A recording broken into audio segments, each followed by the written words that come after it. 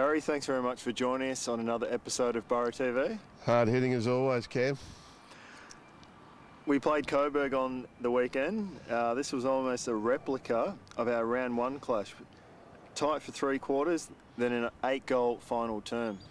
Yeah, you're spot on there, mate. And look, you've got to take your hat off to Coburg. They're obviously another VFL standalone team that has started its own rebirth again, if you like, in season 2014, and they've been really competitive, and their last 3 weeks of form have been really good against some top sides. And if you go back even against Williamstown with about 10 minutes to go, they were actually in front on the scoreboard. So they had been playing pretty well, and certainly, as we know, the competition is extremely even. So we had to work really hard. I thought the first half, our ball movement and the way we entered our forward 50 was really pleasing, especially after we counter-attacked out of defence.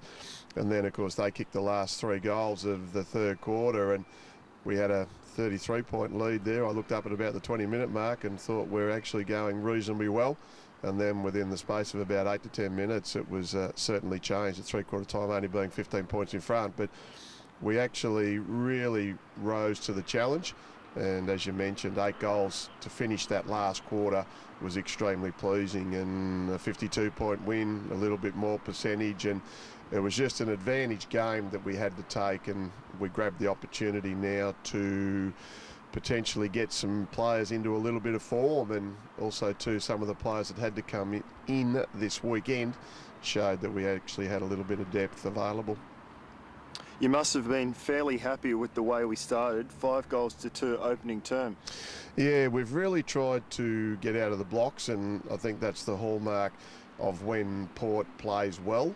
And the last 2 weeks, it's been 5-goal first quarters to, obviously Essendon scored 1 goal and Coburg scored 2. So I think that's always important. If you look at the statistics, our second quarters have actually probably been our quietest quarter as far as hitting the scoreboard, and that was brought up at quarter time, and we're able to score another 4 goals, 5. So the thing that we've got to make sure, though, that we continue to get better at is just our finishing in front of goal. I'm fairly pleased with actually where we're getting the ball into to actually score, but our set shot accuracy is something that has to really improve, because we always talk about not giving the opposition really any chance. And if we can actually elevate the pressure of, 1, our ball movement and how we're playing, but also 2, then when the opposition look at the scoreboard, it actually doubles the amount of pressure that we can exert on the opposition. So it's certainly something we need to improve. We seem to have all the answers in the first half, but Coburg kicked the last 3 goals of the third term to mount a serious challenge. Yeah, they did, and at 3/4 time, you sort of say, well, okay, let's trace the source of why we're actually allowing them to kick goals. And really it was our shallow entries once again inside our forward 50, and of course Sard was rebounding with really good poise and balance, and his ability to actually counter-attack really single-handedly I thought was very good. And we actually couldn't get any retention of the ball staying in, and I think our mids were then being caught once the ball was rebounded, so basically bypassed them, so there was no defensive mechanisms really from our mids, and of course then it isolated our defenders, and they were able to kick goals and score goals relatively easily, really, if you think about being able to rebound that ball off half-back, and that's a dangerous area of the ground. So we really had to regroup at 3/4 time. We actually asked Tommy Johnson to do a defensive job on Sard, and he was very good in the last quarter, because I think Sard only had actually a couple of possessions, so that was a pretty crucial role, and very pleased that Tommy was able to execute the plan really well. I don't think anyone pre-game would have penciled in 6 goals for Seb Henderson. What a great game it was by him. Yeah, it certainly was, and look, he's been waiting 3.5 years. He's just had body issues over that period of time, and there's been many a conversation that Seb and I have had about just persisting, and I guess the old saying is that failure can't cope with perseverance. So he got a late call up when Dan Connors pulled out on Thursday night, so really the door opened for Seb, and look, he had 3 goals until 3/4 time, and I was extremely pleased with just that contribution. So then in the last quarter, he was able to get 1 out, took a couple of courageous marks, it fell his way, he put himself in the right positions, we were able to get the ball in quickly, and I guess sometimes too the opposition defenders are a little bit more attuned at trying to cut out Adrian Bonadeo, and that may mean that then someone like Seb can take his chances, and to finish with 6 goals was a bonus. Now obviously what we've got to try and do is get Seb through the training form this week and obviously get another opportunity on Saturday against Richmond. In your opinion, how did we break open the game in the last quarter? Well, we're certainly able to get the ball in with a lot more fluency in that last quarter. I thought our defensive pressure really went up another level. We're able to retain the ball inside our forward 50 as well. And of course, once you're actually able to do that, then it does apply a lot of pressure to the opposition. I thought our ability to get the ball in from a centre bounce was really crucial. It was a quick clearance, and once that comes in, and Seb taking some contested marks, and of course other guys who were then able to get front and square, we then hit the scoreboard with some regularity, and 8 goals in a quarter. I was pretty pleased because that probably came from, well, Chris Kane's snap was amazing early in the last, but then I think we scored 7 goals in about 15 minutes. Our depth has been tested this year with many injuries to key players. That must be a huge positive to keep winning. Well, it is, because really what you want to believe in is the program that you've got at hand, and our ability to get our development team hopefully playing consistently and then also too playing in the finals is extremely important for us. It's very difficult to pick players who don't have that match conditioning. So our development team is now sitting 3rd on the ladder, I believe, so that's a really good effort. We probably had 5 first choice 23 players out, if that makes sense. So in other words, we had 5 guys that would automatically play in our 23 each week. They didn't play. And our depth, the recruiting, we really worked hard last year. And of course, it's, I guess, the old saying too, that if a soldier goes down, then he's got to be replaced. And Seb Henderson, Clay Johnson, Sandy Robinson, they're all very, very important in being able to come into the side and contribute, and also to make an impact on the win. Now, just on the injury front, is there any word on Dan Noonan, who left the game early on Saturday?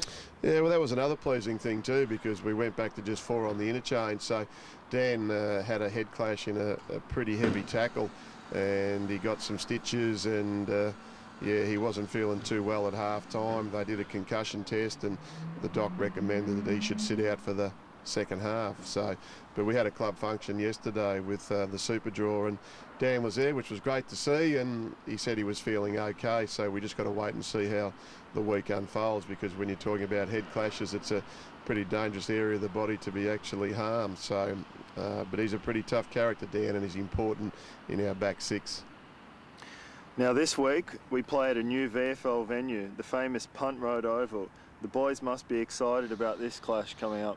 Yeah, no doubt, Cam, and also too we've got a couple of milestone games in Mitch Wolferton plays his 50th, and of course Johnny Baird, our inspirational captain, will be playing 200 games. So it's a huge day for the football club.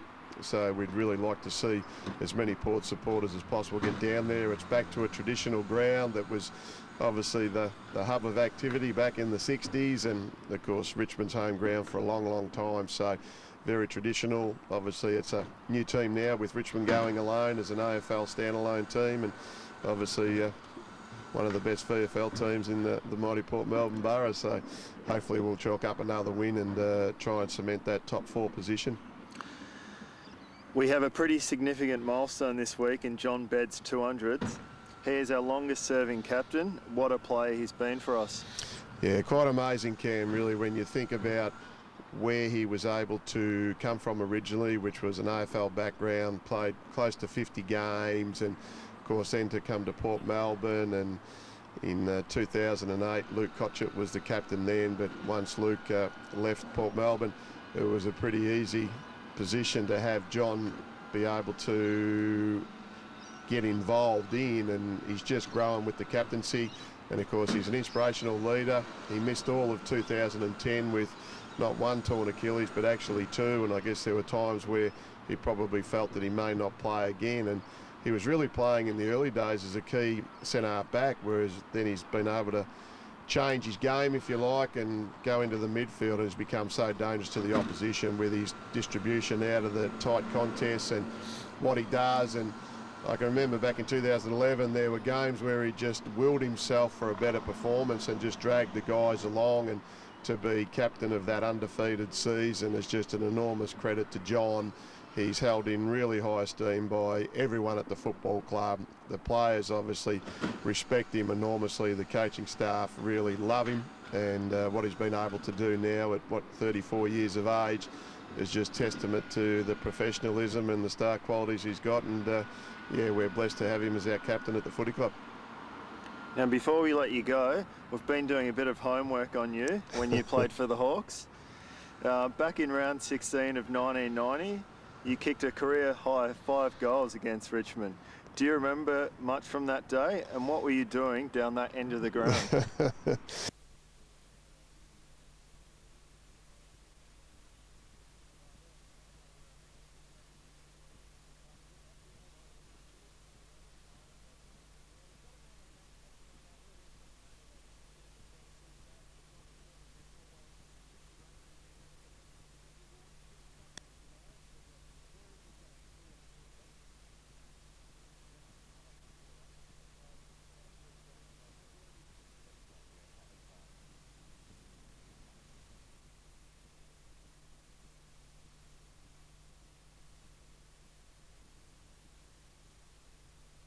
Well, Jason Dunstall didn't play, so that was probably a big reason, but both Dermot Brereton and myself actually had been a little bit sore from the previous game, and Dermot actually wore a wetsuit because he had a cracked rib, and I had a pretty ordinary corked thigh, and Dermot ended up kicking 11 goals, I think, from memory that day, and he had a little forward pocket foil in number 7 Gary Ayres, so he was able to slot 5, but I think that was actually after Dermot went off about halfway through the last quarter. So yeah, just sat in the forward pocket, and as you know, Cam, you got to know your role, play your role, and accept your role, mate.